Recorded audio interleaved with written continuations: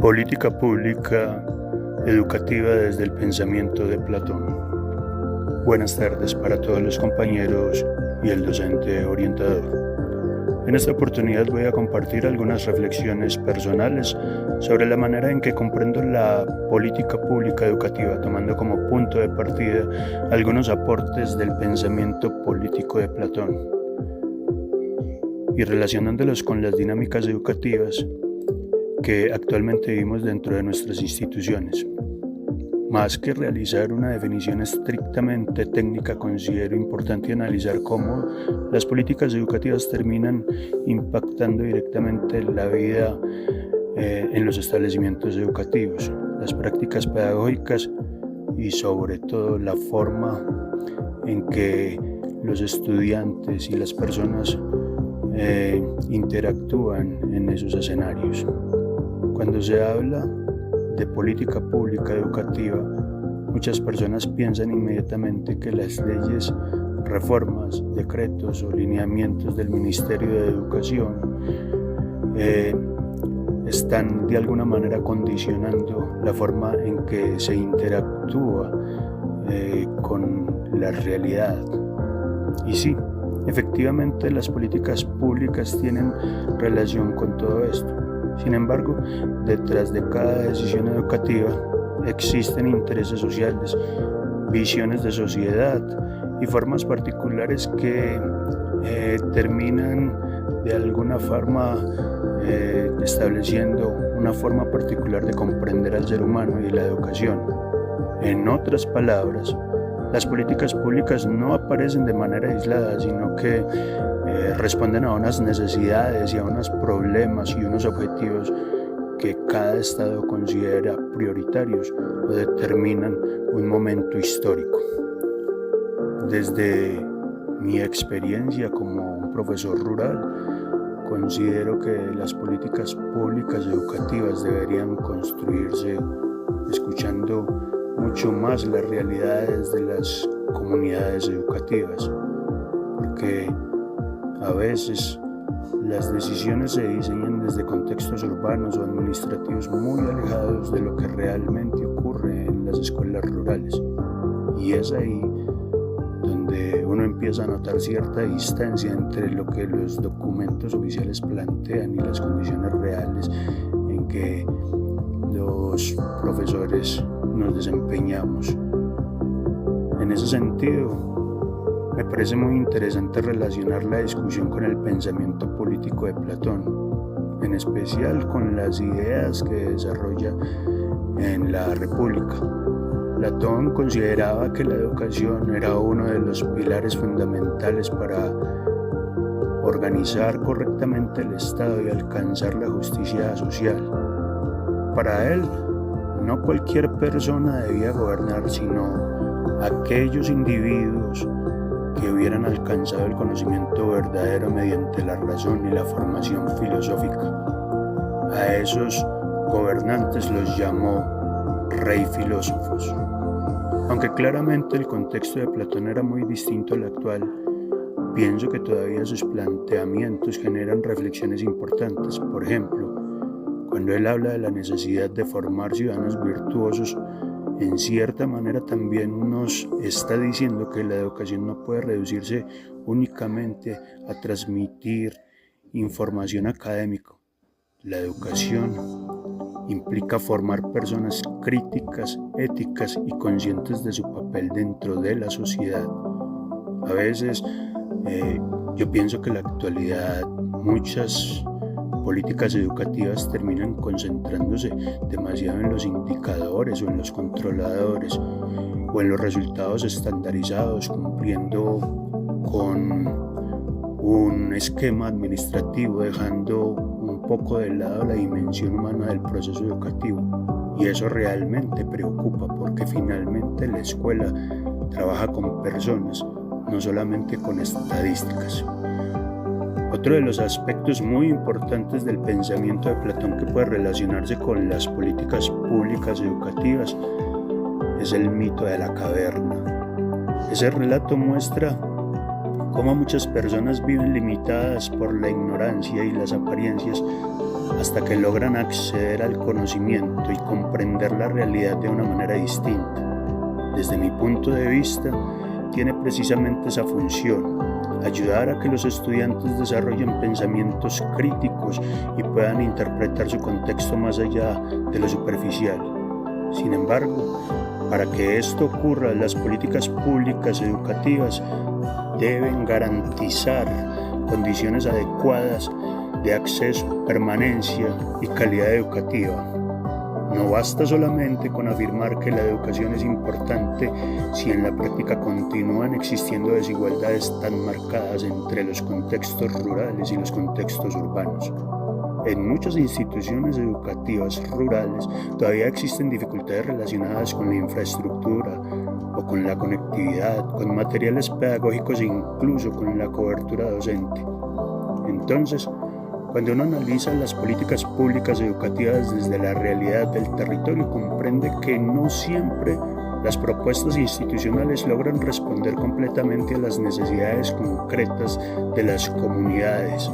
Además, yo considero que las políticas públicas educativas deberían reconocer más el contexto sociocultural de los estudiantes, porque no todos los territorios aprenden de la misma forma ni enfrentan las mismas problemáticas sociales. En ocasiones, pareciera que algunos modelos educativos intentan homogeneizar los procesos de enseñanza sin tener suficientemente en cuenta las características propias de cada comunidad. Desde mi práctica pedagógica, he podido observar que los estudiantes aprenden mejor cuando sienten que los contenidos tienen relación con sus experiencias cotidianas y con su realidad social. Por eso, pienso que las políticas públicas educativas deben permitir cierta flexibilidad pedagógica para que los profesores podamos adaptar los currículos y los procesos formativos a las necesidades reales de los contextos. Ahora bien, cuando se habla de política pública educativa, también es importante comprender que no todas las dimensiones dependen únicamente del sistema escolar. Existen factores económicos, políticos y sociales que influyen permanentemente sobre la educación. Por ejemplo, las prioridades de los gobiernos creo que están enfocadas en otro tipo de intereses. La inversión pública realmente tiene otras intencionalidades. Los modelos económicos e incluso las dinámicas internacionales terminan afectando la forma en que se diseñan las políticas educativas.